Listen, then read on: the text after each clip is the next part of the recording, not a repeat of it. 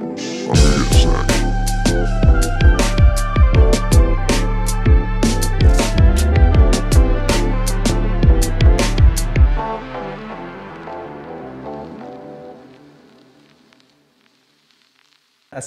warahmatullahi wabarakatuh. Waalaikumsalam. Selamat sore, kembali lagi di acara Pod Sedikit, podcast asik intelektual. Nah, episode kali ini kita kedatangan tamu yang cukup istimewa. Bukan cukup sih, lebih ke sangat istimewa. Karena kita kedatangan tamu dari pemerintah Kota Sorong tercinta kita. Beliau adalah Bapak Tamrin Tajuddin STMT. Makasih. Pak, gimana? Oke, baik. Gimana Alhamdulillah kabarnya, Pak? sehat. Alhamdulillah baik, Alhamdulillah terkendali. sehat. Ya, oke. Pada kesempatan ini mungkin kita akan sedikit membahas tentang beliau, tentang Bapak Tamrin Tajuddin ya. Selaku asisten 2 Setda Pemerintah Kota Sorong. Nah, dan juga mungkin akan sedikit nanti kita membahas tentang COVID Pak ya. Agak jadi kayak peran pemerintah gitu dalam COVID di dalam masyarakat sama pendidikan nantinya gitu. Sebelum kita masuk ke pembahasan yang begitu dalam, mungkin kalau yang saya pengen tahu itu Bapak dulu kuliah di mana Pak ya? Ya, oke baik. Oke, baik, terima kasih. Khususnya adik saya yang sangat cintai, para penonton dan pendengar di mana saja berada. Nah, perlu kami sedikit memperkenalkan diri dulu mungkin. Iya betul. Saya kebetulan dipercayakan pemerintah sebagai asisten 2 Setda Kota Sorong, membidangi administrasi perekonomian dan pembangunan. Nah, Papua ini menurut saya adalah rumah pertama saya mungkin. Rumah bersama karena saya lahir besar di tanah Papua. Tentunya banyak hal yang saya kalau cerita tentang Papua banyak hal yang unik sekaligus yang menarik dan banyak hal yang lebih menurut saya. Nah, Tuhan saya tentunya bersyukur kepada Allah Subhanahu Wa Taala, Tuhan yang Maha Kuasa atas segala anugerah yang diberikan kepada kami sehingga kami hadir di tanah ini, tanah Papua, tanah yang kami sangat cintai, untuk tentunya membangun tanah Papua secara bermartabat. Nah, kalau bicara Papua ini berbicara tentang bagaimana kesiapan kita secara fisik, tentunya dengan berbagai macam kekuatan yang kita lakukan untuk memang selalu memikirkan Papua secara spesifik dan khusus. Tidak seperti daerah yang lain. Kenapa saya harus katakan demikian? Papua ini daerah yang besar sebenarnya dengan berbagai macam sumber daya alam yang dimiliki, tapi kita punya keterbatasan yang sudah hampir dekade terakhir ini dengan berbagai macam kekuatan yang kita miliki, kemampuan yang kita miliki, kita tetap memacu khususnya di pengembangan sumber daya manusia. Nah, Papua yang selama ini menjadi stigma orang di luar sana bahwa Papua itu gelap, Papua itu tidak punya apa-apa, ini berbanding terbalik dengan situasi saat ini. Betul. Nah, bahkan dengan hadirnya universitas yang sangat kita cinta ini merupakan satu universitas kebanggaan baik kita di tanah Papua. Nah, ini sering kita sosialisasi sampaikan kepada masyarakat bahwa UNAMIN ini salah satu universitas tertua khususnya di Kota Sorong, di mana seiring waktu berjalan banyak yang sudah dihasilkan khususnya di pemerintahan. Hampir semua kami punya pegawai, semua kita punya SDM yang ada di Papua yang membangun tanah Papua ini, khususnya di Kota Sorong ini, bersumber dari UMS ini dari atau UNAMIN ini. Dari UNAMIN. Jadi perlu diketahui seperti itu. Nah, kemudian seiring waktu berjalan, sehingga Papua ini menjadi hal yang menarik untuk kita bahas sebenarnya. Nah, waktu terakhir ini tentunya dengan adanya Otsus banyak hal yang diuntungkan oleh kita selaku anak-anak Papua, di mana situasi ini harus kita manfaatkan dengan baik. Jika ini tidak harus berjalan begitu saja. Nah, tentunya di Otsus jilid kedua ini kita diharapkan lebih terpacu lagi untuk memanfaatkan semua kekuatan kita agar khususnya pengembangan sumber daya manusia di tanah Papua ini menjadi optimal adanya. Nah, mungkin seperti itu kira-kira gambaran sederhana tentang kita yang ada di Papua. Nah, mungkin seperti itu mungkin. Nah, tadi pertanyaan saya Pak, tadi kita kan sempat bilang kalau Bapak ini lahir besar di Papua. Betul. Dan Bapak juga mengatakan kalau banyak ASN atau Ya. pegawai-pegawai di pemerintah Kota Sorong ini berasal dari UNAMIN. Ya. Nah, apakah Bapak juga alumni dari sini atau kira-kira bagaimana, Pak? Ya, saya sendiri sebenarnya alumni dari luar, dari Makassar. Iya, dari Makassar. Tapi ya, saya tahu persis, saya tahu persis bagaimana perkembangan pengembangan sumber daya manusia di sini, karena saya juga salah satu pengajar juga di UNAMIN ini. Iya. Sehingga saya tahu betul perkembangan itu. Iya. Nah, kenapa saya bisa berita kenapa kompetensi mahasiswa kita atau alumni kita UNAMIN ini bisa dipertanggungjawabkan? Iya. Karena saya sendiri melihat di kantor-kantor Iya, di pemerintah kantor-kantor itu, ya, instansi bahkan teman-teman atau alumni kita yang ada di UNAMIN ini sudah menduduki posisi yang cukup strategis. Banyak sudah menjadi kepala bidang atau bahkan mungkin jadi kepala dinas.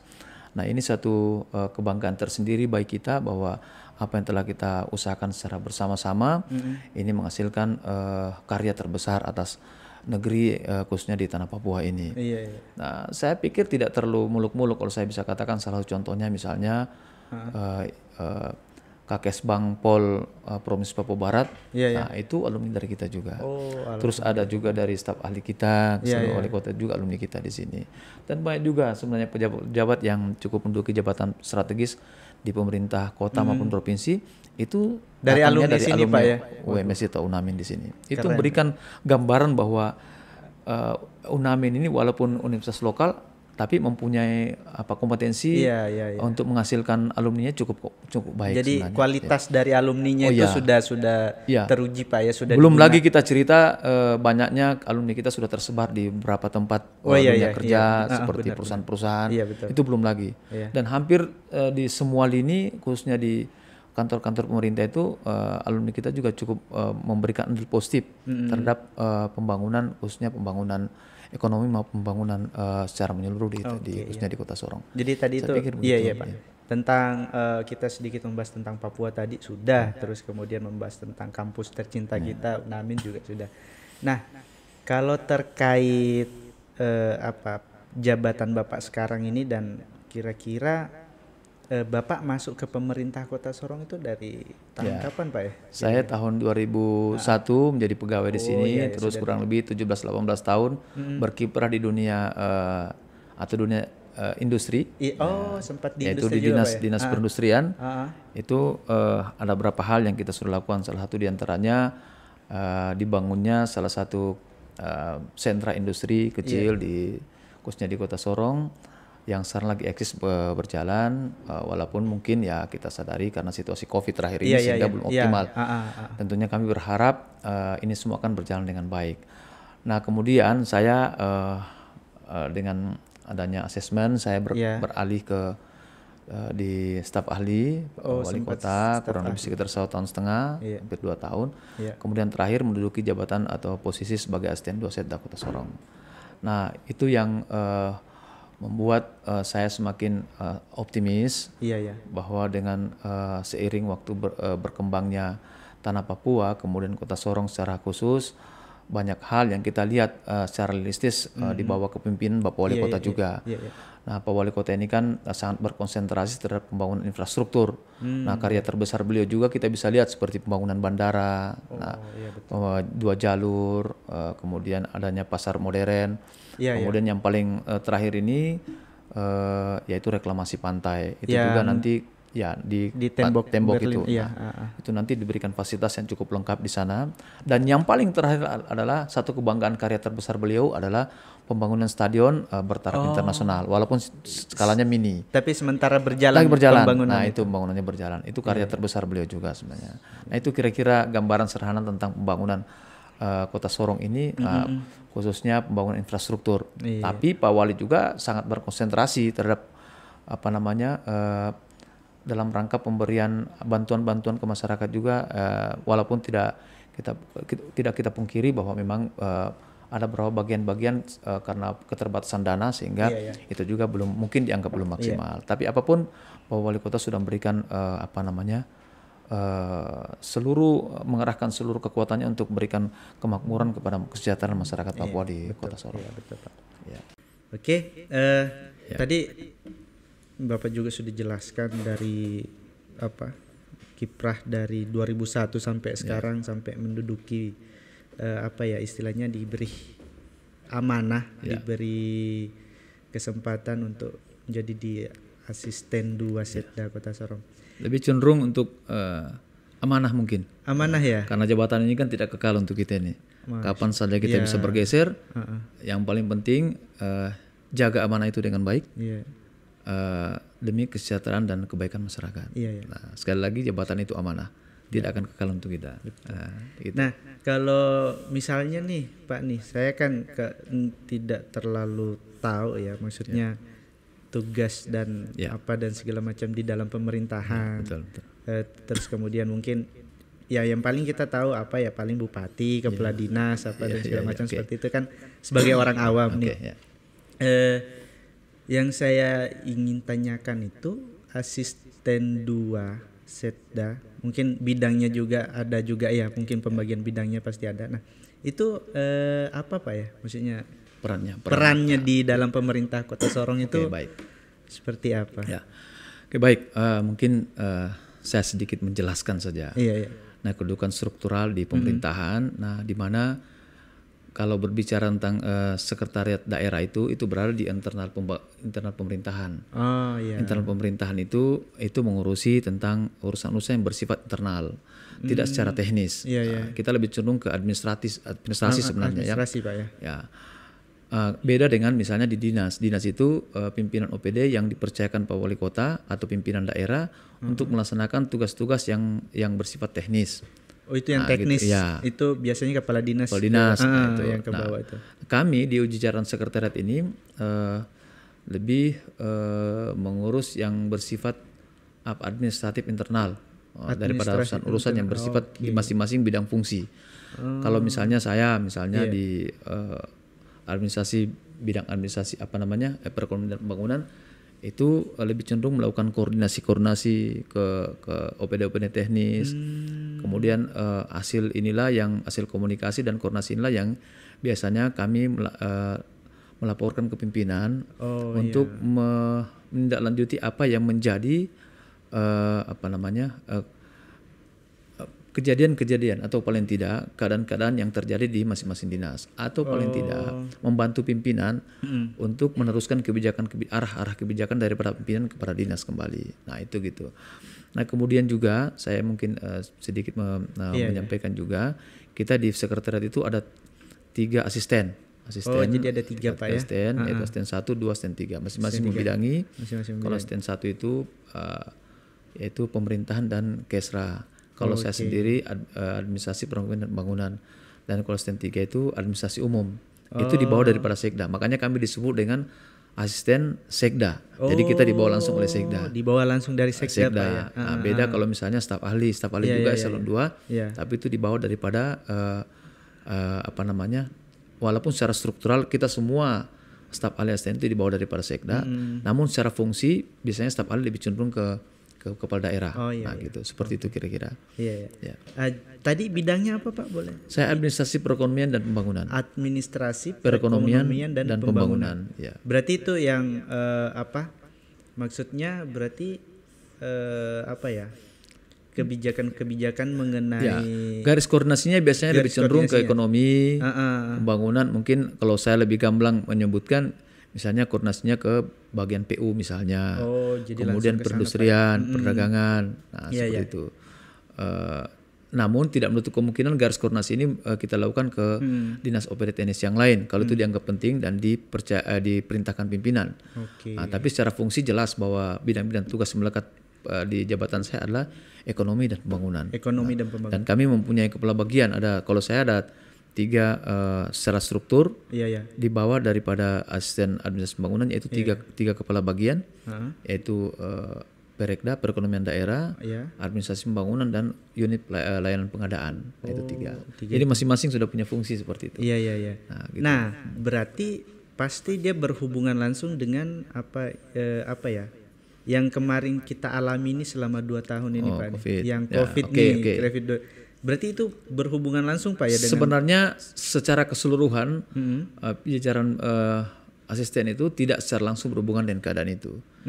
Nah, hanya karena kebetulan ketika itu di masa pandemi COVID itu, saya juga sempat mendapatkan amanah dari pimpinan masuk dalam jajaran Satgas COVID-19. Oh, jadi masuk ya juga. Sempat ketika itu. Nah, di awal-awal merebaknya COVID, saya di koordinator komunikasi risiko wabah. Jadi tugas saya itu ke bawah mengedukasi kepada masyarakat, termasuk perusahaan-perusahaan yang ada, supaya kalau melibatkan karyawan jangan lebih cenderung untuk kumpul-kumpul ya seperti begitu. Jadi lebih banyak mengedukasi tentang penanggulangan COVID. Ya, betul. Jadi selama beberapa belakangan terakhir kemarin itu. Ya. Jadi di awal COVID itu kan hampir semua kita tidak mengerti, tidak paham apa situasi COVID. Karena baru sekali kayak. Sehingga ketika itu merebak semua, kemudian semua kepala daerah diinstruksikan untuk menjaga protokol kesehatan. Kami pun dengan serta-merta atas kebijakan Bapak Wali Kota Sorong membuat SK Satgas COVID-19 dengan berbagai macam perangkat di dalamnya, termasuk strukturnya. Nah, ketika itu kita sudah bekerja di sekitar bulan Maret tahun 2020 sampai dekade terakhir di waktu terakhir di 2021 mungkin ya di Desember. Nah, sekarang tidak berarti kemudian SK Satgas itu tidak efektif, tidak. Walaupun tidak secara langsung efektif dalam rangka, tapi kita punya kewajiban yang sama secara semua keseluruhan bahwa tetap kita mempunyai tanggung jawab yang sama untuk tetap melihat COVID ini menjadi bahaya pandemi yang betul-betul memang bisa menghantui masyarakat. Nah, kira-kira mungkin gambaran sederhana tentang tugas kita di awal-awalnya seperti itu. Iya, berarti cukup memang ya betul-betul lumayan penting peranan Bapak dari mulai dari penanggulangan COVID dari awal, Pak ya. Iya. Nah, kalau kita berbicara COVID nih, Pak nih, maksudnya kan ada setelah sempat kalau mau dibilang cukup parah tuh zaman awal-awal sampai sekarang. Nah, dia sampai agak-agak mendingan setelah ada kebijakan vaksin, Pak. Iya, betul. Nah, jadi terus kemudian ada juga ketentuan PCR dalam melakukan transportasi, melakukan penerbangan ke sana kemari, atau misalnya di transportasi umum. Terus kemudian intinya terkait vaksin sama tes PCR antigen, di transportasi itu Bapak punya peranan di dalam kebijakan tersebut? Saya mungkin sedikit bercerita dulu. Apa yang telah dilakukan pemerintah di awal pandemi COVID sampai saat ini. Di awal merebaknya COVID-19 itu di tahun 2020 memang lagi gencar-gencarnya kita mengeluarkan kebijakan, bahkan dikeluarkannya beberapa keputusan wali kota atau edaran wali kota terkait pembatasan skala mikro dan yang lain-lain. Kenapa Kota Sorong tidak terlalu berdampak terhadap situasi ekonomi yang terburuk sekalipun misalnya? Karena Pak Wali mempunyai konsentrasi berbeda ketika melihat situasi ini di tempat yang lain. Pak Wali ketika itu sangat menyadari bahwa pandemi COVID ini menjadi hal yang harus kita waspadai. Tapi di sisi yang berbeda, pemerintah tidak mau mengambil risiko untuk menutup semua akses sehingga hampir semua aktivitas masyarakat itu menjadi tertutup. Pak Wali jadi Pak Wali mempunyai kebijakan tetap membuka beberapa akses termasuk pedagang-pedagang. Tapi protokol kesehatan tetap menjadi hal yang menjadi prioritas untuk kita. Terbukti dengan adanya kebijakan Bapak Wali Kota Sorong untuk membatasi penerbangan atau bahkan kapal yang keluar masuk Kota Sorong, tapi segala akses masuk Kota Sorong terkait masalah pengadaan barang, untuk apalagi namanya untuk memenuhi kebutuhan masyarakat itu tetap terbuka dengan luas sekali. Nah, sehingga tidak ada sama sekali Bapak Wali Kota Sorong menutup akses ketika itu kalau sudah berurusan langsung dengan hajat daripada masyarakat Kota Sorong. Jadi itu tapi yang dibatasi adalah ruang gerak masyarakat manusia yang tidak selalu kumpul-kumpul dalam jumlah yang banyak, tetapi semua aktivitas masyarakat di tengah-tengah kota ini tetap berjalan dengan baik. Hanya saja dibatasi ruang gerak masyarakat. Tapi tidak pernah dibatasi untuk keluar rumah, tidak. Iya, betul. Nah, itu kira-kira. Jadi tidak sama seperti kayak di daerah lain yang betul-betul ditutup aksesnya. Akses. Tidak, kita tidak seperti itu. Nah, bedanya juga ketika ada penerbangan yang datang dari luar masuk kota Sorong, kita tetap proteksi dan ketentuan. Dia mendapatkan izin dari Satgas COVID-19. Kalau sudah dapat izin, silakan masuk. Silakan masuk. Nah, itu. Jadi berdasarkan dari kebijakan tersebut, dan memang saya juga termasuk salah satu masyarakat Kota Sorong ya merasakan dampaknya sih Pak. Maksudnya itu kayak kita tidak susah untuk ini itu ini itu, karena ada beberapa daerah kan yang maksudnya keluar aja tuh tidak bisa. Nah jadinya tuh mereka kayak makan apa segala macam kan agak terkendala. Nah jadi ya kita bersyukur atas kebijakan tersebut, makanya kita jadi tidak terlalu berdampak begitu parah. Memang saya sedikit menggambarkan situasi ekonomi di masa pandemi COVID itu. Memang kita sempat melandai sampai -3. Pertumbuhan ekonominya -3. Tapi itu tidak berlangsung lama, karena begitu kalau saya katakan ya itulah kehebatan Bapak Wali Kota Sorong, karena beliau sendiri orang ekonomi, sangat menyadari kalau ini ditutup terus kita punya ekonomi menjadi menurun yang berdampak nanti ke masyarakat. Akhirnya berangsur-angsur waktu itu sehingga naik menjadi sudah menduduki nilai positif tingkat perkembangan ekonomi kita, dan bahkan alhamdulillah sekarang Kota Sorong menjadi pilot project untuk penanganan COVID. Nah, jadi salah satu daerah yang ditunjuk, yang diberikan apresiasi oleh pemerintah pusat dalam penanganan COVID baik untuk Kota Sorong. Jadi dijadikan percontohan. Betul. Nah, bahkan dalam beberapa waktu yang lalu ada yang datangnya Bapak Panglima waktu itu di tahun 2021. Kita diberikan apresiasi khusus dari Panglima bahwa Sorong ini sebagai salah satu daerah percontohan untuk dalam penanganan COVID. Berarti luar biasa beliau itu. Itu berkat daripada kebijakan Bapak Wali Kota yang tidak menutup akses secara keseluruhan. Nah, seperti itu. Berarti beliau memang perannya tuh kebijakannya itu luar biasa. Beliau orang ekonomi, orang hebat beliau ya, orang cerdas beliau. Memang kita sebagai masyarakat itu tidak terlalu memang agak sulit, tapi tidak seperti yang digambarkan di daerah lain. Oke. Gitu. Keren. Nah, mungkin saya sedikit menggambarkan lagi sedikit lah apa saja yang selama ini yang telah dilakukan atau bahkan telah terjalin kerjasama antara pihak pemerintah dengan pihak kampus di masa pandemi COVID itu. Pihak kampus telah melakukan hal yang lebih konkret, membantu Satgas COVID-19 untuk memberikan hand sanitizer kepada masyarakat waktu itu. Oh, jadi pernah ada itu Pak ya, kerjasama itu? Iya. UMS ini, UNAMIN ini membagi-bagi hand sanitizer, melakukan penyemprotan di mana-mana. Itu prakarsa daripada di UNAMIN. Jadi pernah ada kerjasama terhadap pemerintah Kota Sorong. Iya, itu dibawa kendali daripada Satgas Covid, tapi pelakunya itu hampir semua dari mahasiswa yang dikerahkan, kemudian dari teman-teman dari kampus. Nah, setahu saya waktu itu banyak gagasan yang dikeluarkan oleh Bapak Wakil Rektor kita sekarang, yaitu Pak Irman. Oh, Pak Irman. Wah, itu beliau yang berinisiasi. Prakarsa berinisiasi untuk melakukan itu. Nah, tapi tentunya ini atas nama pihak institusi, pihak daripada kampus. Tapi beliau sangat gentol ketika itu, begitu semangatnya dengan kerjasama dengan Satgas COVID-19, sehingga kita itu betul-betul punya semangat tersendiri karena hubungan kerjasama yang baik yang kita bangun dengan pihak kampus. Nah, itu yang berjalan. Nah, kemudian terkait ini Pak, sempat juga kan beberapa kali tuh ada kegiatan vaksinasi tuh. Kita di kampus juga tuh sering ada beberapa kali tuh. Nah,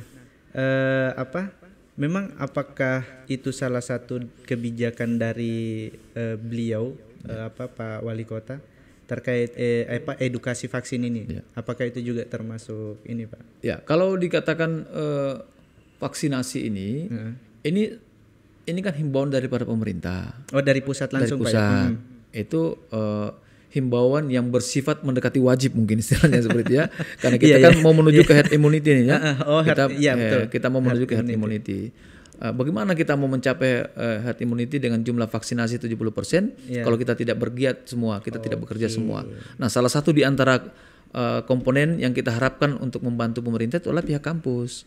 Oh, makanya kemarin ada kerjasama untuk itu. Jadi begitu. Apalagi selama ini gagasan yang paling kuat itu dari TNI Polri juga kita banyak terlibat langsung. Kemudian ya yang saya katakan tadi, ya, tentunya kita berharap pada seluruh komponen masyarakat, termasuk pihak institusi kampus ini untuk membantu pemerintah untuk kita menuju ke herd immunity. Apalagi sekarang sudah keluar lagi kebijakan untuk vaksinasi yang ketiga. Booster, Pak, ya. Harapan kita memang ya kita tuntaskan dulu lah di vaksin yang kedua dulu. 1-2. Harapan mudah-mudahan pencapaian vaksin itu di atas daripada 70-80%, sehingga herd immunity yang selama ini telah diyakini bahwa di negara lain pun sudah terbebas dari itu semua. Kita semua lepas daripada situasi itu dalam waktu dekat. Nah itu kira-kira harapan pemerintah. Jadi memang kerjasama antara UNAMIN, Universitas Muhammadiyah Sorong ini dengan pemerintah Kota Sorong ini sudah begitu banyak, Pak, ya. Mulai dari vaksinasi, terus kemudian yang tadi ada juga pas penanggulangan awal-awal itu pembagian vaksinasi. Sebenarnya hubungan yang baik selama ini dibangun oleh pemerintah dengan UMS ini atau paling tidak UNAMIN ini bukan baru kali ini sebenarnya. Berarti memang sudah hubungan yang baik selama ini yang kita bangun dengan pihak institusi ini, karena begitu berasa bangganya pemerintah daerah dengan hadirnya UNAMIN ini, kami pemerintah secara tidak langsung memberikan apresiasi kepada seluruh sivitas akademika ini bahwa inilah salah satu universitas kebanggaan masyarakat Papua, khususnya di Kota Sorong, di mana telah menghasilkan sumber daya manusia yang cukup strategis dan baik untuk dalam rangka pembangunan yang lebih berkelanjutan di masa yang akan datang. Ini kebanggaan kami, universitas. Terima kasih banyak, Pak. Terima kasih banyak. Itu Pak Wali Kota juga sering sekali menyebut bahwa di bawah kepemimpinan yang masa lalu juga dari Pak Hermanto, sekarang bergeser ke Pak Muhammad Ali. Ini banyak harapan-harapan yang tentunya diinginkan oleh pemerintah terkait pengembangan sumber daya manusia atau bahkan memberikan ruang kepada orang-orang yang ada di Kota Sorong ini untuk jangan ragu memilih universitas, khususnya di UNAMIN ini. Jangan ragu. Kami sudah cukup memberikan testimoni yang baik bahwa UNAMIN ini merupakan salah satu universitas yang menurut kami, penilaian kami adalah universitas yang sangat maju dan sangat punya kompetensi yang baik. Alumninya juga kita bisa serap di mana-mana. Nah, ini satu kebanggaan bagi pemerintah. Terima kasih banyak. Mungkin seperti itu mungkin. Mungkin satu pertanyaan terakhir sih, Pak, ini. Sebagai saya mewakili mungkin masyarakat masyarakat awam nih. Mungkin pertanyaan terakhirnya itu yang dilakukan pemerintah dalam pensejahteraan masyarakat kemarin di waktu pandemi itu kira-kira apa saja, Pak, yang sudah dilakukan? Di awal-awal merebaknya COVID ini pemerintah sudah menggelontorkan dana di bawah kendali daripada Satgas COVID-19, yaitu juga dengan adanya instruksi pemerintah atau himbauan pemerintah atau bahkan kewajiban untuk seluruh daerah memangkas anggarannya sebanyak 35% untuk refocusing anggaran. 35%. Itu sudah di mana-mana sudah seperti itu. Refocusing anggaran ini berlangsung selama kurang lebih 1-2 tahun. Sampai kemarin 2021. Berarti dari 2020 sampai 2021. Iya, itu sudah berlangsung. Nah, kita tunggu kebijakan pemerintah di masa yang akan datang. Mudah-mudahan COVID ini sudah berakhir. Tapi kalau belum berakhir, berarti ada upaya kita lagi untuk pasti bahwa dalam penanganan COVID ini menjadi konsentrasi pemerintah, khususnya pemerintah daerah. Untuk salah satu item diantaranya adalah anggaran itu kita peruntukkan untuk mensejahterakan masyarakat. Nah, bantuan-bantuan yang telah kita berikan kepada masyarakat selama ini sudah langsung ke masyarakat semua. Langsung didistribusikan langsung ke masyarakat. Itu baik dalam bentuk sembako ataukah bantuan-bantuan yang bersifat yang lainnya. Tidak menutup kemungkinan juga selama ini juga telah kita dengan pendekatan yang kita lakukan ada beberapa pihak-pihak swasta BUMN yang telah bekerja sama dengan pihak COVID-19 menyalurkan bantuan juga melalui COVID-19 Satgas COVID, sehingga hampir semua dengan kekuatan yang kita lakukan telah melakukan langkah-langkah yang cukup baik demi untuk menutup apa yang menjadi kesulitan masyarakat selama 2 tahun terakhir ini dengan memberikan bantuan-bantuan itu kepada masyarakat. Dan itu bisa kita lihat itu terbukti dengan tidak terlalu berdampaknya, walaupun kita semua merasakan bahwa dampak COVID-19 ini secara ekonomi memang kita terpuruk secara keseluruhan.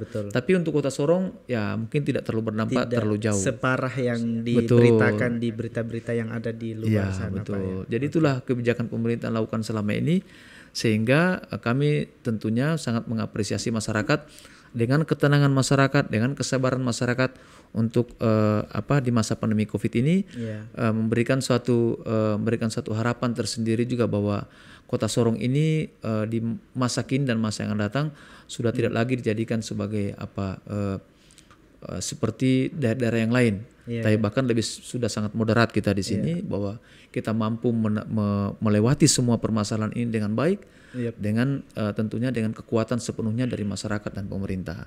Nah, mungkin seperti itu Mungkin seperti itu Pak ya. Waduh, itu kita sudah cukup panjang lebar juga berbicara tentang ini.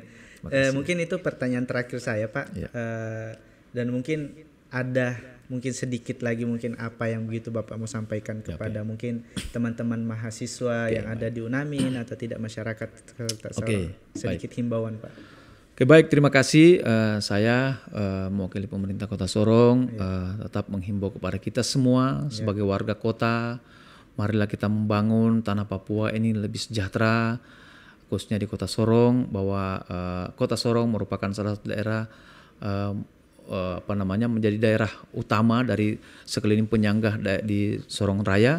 Berharap mudah-mudahan dengan kita berjibaku secara keseluruhan masyarakat, segala hal yang hubungannya dengan keamanan, kemudian rasa nyaman di Kota Sorong itu harus dipertahankan dengan baik. Dan satu hal lagi bahwa dengan adanya kita di Sorong ini, di Kota Sorong ini, kita jangan lagi melihat hal yang lebih jauh lagi, bahwa bangunlah Kota Sorong, bangunlah tanah Papua ini dengan baik sehingga kita hidup di tanah ini dengan damai. Kemudian jadikanlah tanah Papua ini sebagai tanah yang damai dan sejahtera. Semoga dengan keberadaan kita di tanah Papua ini membangun Papua di masa yang akan datang jauh lebih baik dan sejahtera lagi. Amin. Mungkin terima kasih banyak Pak atas waktunya telah datang di acara kita. Mungkin itu terakhir dari beliau yang disampaikan Bapak Tamrin Tajuddin STMM. Mungkin itu juga sudah. Saya ingin menyampaikan juga satu. Masih ada Pak ya. Salam dari Pak Wali Kota Sorong. Beliau menitip pesan kepada kita semua bahwa di masa terakhir kepemimpinan beliau ini tentunya banyak harapan-harapan beliau yang belum sampai ke tengah-tengah masyarakat, walaupun optimal rasa kerja beliau itu sudah tidak bisa kita pungkiri bahwa sudah sangat luar biasa. Tentunya kita butuh dukungan tetap dari masyarakat untuk mendoakan beliau agar dengan kepemimpinan beliau yang terakhir ini dapat diberikan kekuatan, kesehatan agar bisa lebih berkarya di masa-masa yang akan datang. Amin. Kami juga titip pesan kepada seluruh masyarakat dari Bu Wakil Wali Kota dan Pak Sekda kita. Mari kita menjaga keamanan sekali lagi sehingga Kota Sorong ini menjadi zona damai di tanah Papua. Siap. Makasih. Amin. Itu saja. Terima kasih Pak. Terima kasih saya ucapkan terima kasih lagi. Sama-sama. Yang kesekian kalinya karena sudah menyempatkan diri nih Pak menyempatkan waktu untuk datang di acara kita. Mungkin itu saja teman-teman kesempatan kali ini. Saya ingatkan kembali teman-teman untuk memfollow, subscribe semua sosial media yang ada di UNAMIN, yang dipunyai UNAMIN. Mungkin itu saja. Lebih dan kurangnya saya mohon maaf. Wassalamualaikum warahmatullahi wabarakatuh. Terima kasih banyak Pak.